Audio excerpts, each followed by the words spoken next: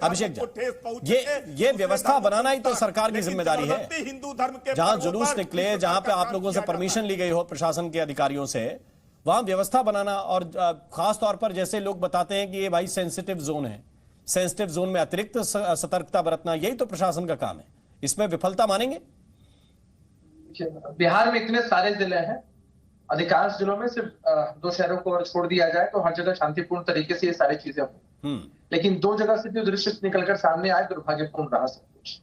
हम लोग सरकार की जवाबदेही से पीछे हटने की बात नहीं करते हैं, और कहीं प्रशासनिक चूक हुई है, किसी इनपुट के आधार पर कार्रवाई नहीं हुई है, या स्थितियां आउट ऑफ कंट्रोल गई हैं, तो जवाबदेही तो है।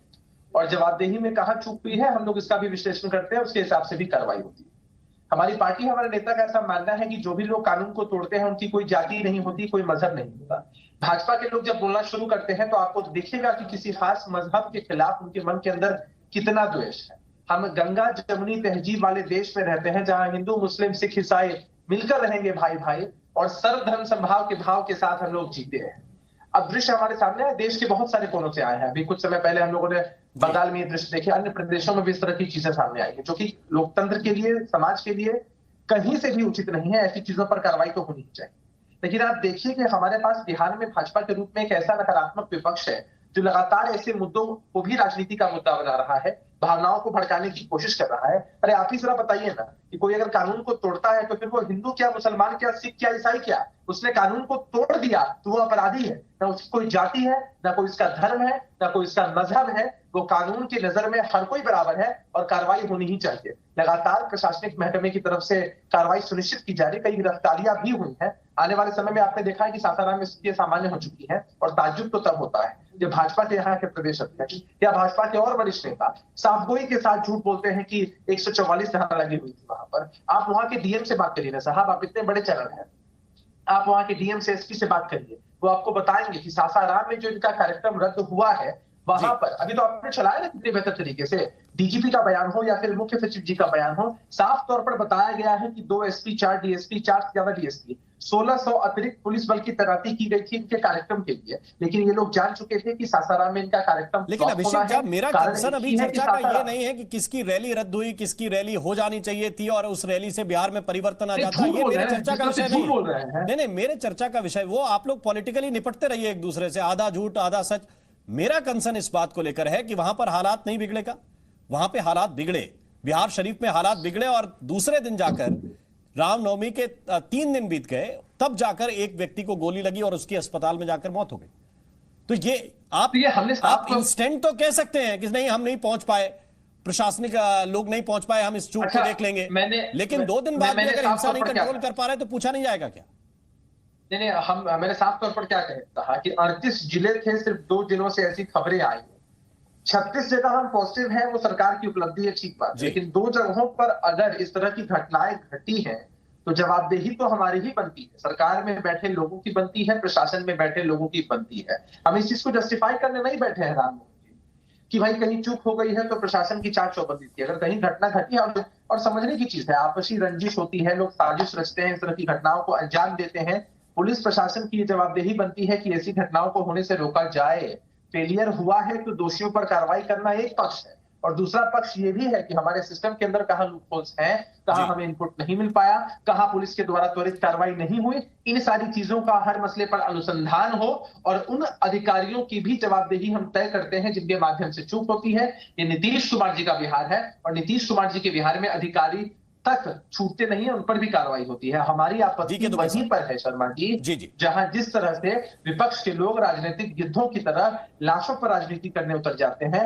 अभी आप सुन लीजिए ना कि किसी भी नेता का बयान सुन लीजिए, गिरिराज सिंह जी क्या बोल रहे हैं, नित्यानंद राय जी क्या बोल रहे हैं। अरे भाई, गृह मंत्री जी के ऑफिस के साथ पूरा कोऑर्डिनेशन था कि भाई सारी व्यवस्था सुनिश्चित कर दी गई थी सासाराम में, क्योंकि चूंकि जगजीवन बाबू की धरती रही है सासाराम, 8 बार सांसद रहे हैं, देश के डेप्यूटी प्राइम मिनिस्टर हैं, उनका अपमान इन लोगों ने किया है, उनके नाम पर छात्रावास का नाम बदल दिया, तो वहां के लोग तो नहीं आने वाले थे इनके कार्यक्रम में। अभी प्रेम रंजन जी चिल्ला चिल्ला कर बोल रहे थे कि सासाराम में व्यवस्था नहीं थी, हमारे नेता नहीं जा पाए। अरे अमित शाह जी बीजेपी ऑफिस क्यों नहीं जा पाए? अमित शाह जी क्यों नाराज है भाजपा की इकाई से? तो राजनीति तो करेंगे ना ये लोग, वही राजनीति कर रहे हैं बस। ठीक, अभिषेक झा, क्या ये इस तरह की घटनाओं को हर जगह के लिए जनरलाइज किया जा सकता है जो कलीमुल हफीज कहने की कोशिश कर रहे हैं, या वो ये भी कह रहे हैं कि आपको भी एक तरफ से फायदा होता है, मुस्लिमों को डराइए तो आपको भी लाभ होगा?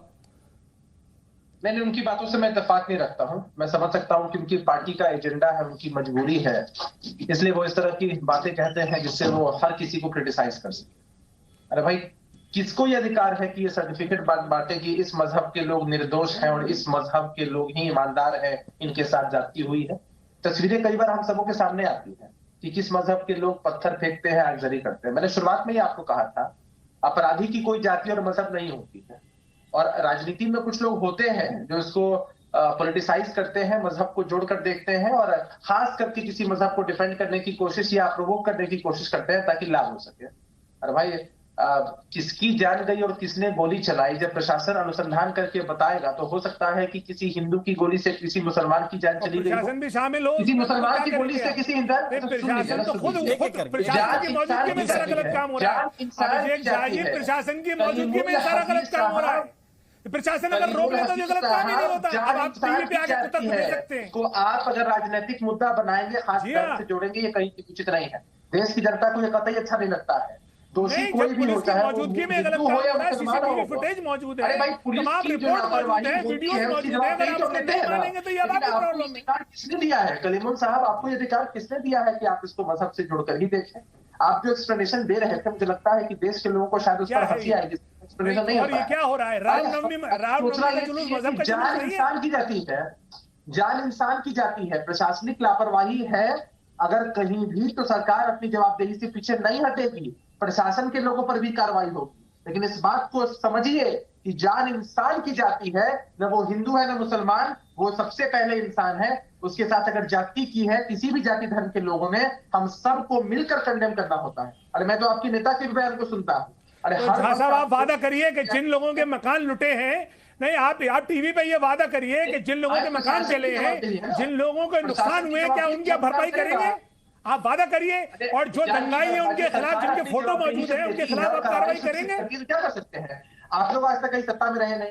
अरे आप एक बात बताइए, जब आपको जवाबदेही कहीं मिलेगी तो आप उस जवाबदेही आप तो सत्ता में है ना, अब आप ईमानदारी करिए। अगर किसी की जान चली जाएगी तो सरकार कॉम्पनसेशन देती है, क्या सरकार उसकी जान को वापस ला देती है? कैसी बातें कर रहे हैं कलीमुल साहब?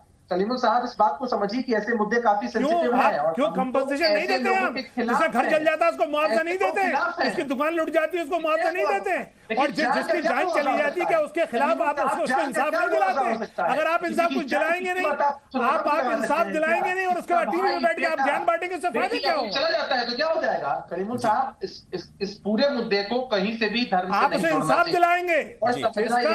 जो बंदा जान से चला जाएगा उसको इंसाफ दिलाएंगे। ये नहीं कि रात के 12 बजे उसी मासूम को उठा के आप बंद कर देंगे। मेरा एक छोटा सवाल है आपसे, कोई भी देश की कोई भी सरकार हो, अगर किसी की जान चली जाती है, मुआवजा देती है राशि के हिसाब से, तो क्या वो राशि उस जान के मुकाबले है?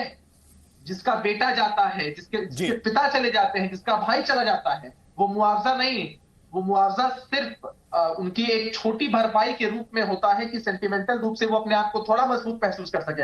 लेकिन किसी भी कीमत पर एक भी व्यक्ति की जान जाती है, हम उसको एक चैलेंज के रूप में लेते हैं कि अगर प्रशासनिक लापरवाही हुई है तो क्यों हुई है, किन जगहों पर हुई है, हम वैसे लोगों पर भी कार्रवाई करेंगे। अब जवाब सुनिए, राम मोहन शर्मा जी, मुझे जवाब देने दीजिए। अगर आपकी प्रशासनिक लापरवाही की वजह से किसी की जान जाती है तो आप उस प्रशासनिक अधिकारी के खिलाफ कार्रवाई करिए, आप पुलिस के खिलाफ कार्रवाई करिए, आप एडमिनिस्ट्रेटिव ऑफिसर के खिलाफ कार्रवाई करिए, आप उन साजिशकर्ताओं के खिलाफ कार्रवाई करिए। आप कार्रवाई करेंगे नहीं, सिर्फ टीवी में बैठ के बातें बनाएंगे। आपने कौन सी कार्रवाई करी? आपने कोई एफआईआर दर्ज करी किसी पुलिस ऑफिसर के खिलाफ, किसी एडमिनिस्ट्रेशन ऑफिसर के खिलाफ? कोई कार्रवाई आपने एफआईआर दर्ज की? हमारी पार्टी ने हमेशा वोटरों की चिंता नहीं, आपने की कोई? शर्मा जी, अब आप मुझे बताइए, आपने बजरंग दल बीएचपी के खिलाफ कोई कार्रवाई की? आपने किसी पुलिस ऑफिसर के खिलाफ कार्रवाई की? आप नहीं करेंगे। सिर्फ आप टीवी पे कंजम्पशन के लिए, पब्लिक कंजम्पशन के लिए बोल रहे हैं। सच्ची बात यह है कि जहां मुसलमान को नुकसान होगा वहां पे आप भी उसे अकेले छोड़ के चल सकती है, लेकिन मैं यहाँ पे रोकना चाहता हूँ, आप दोनों को रोकना चाहता हूँ।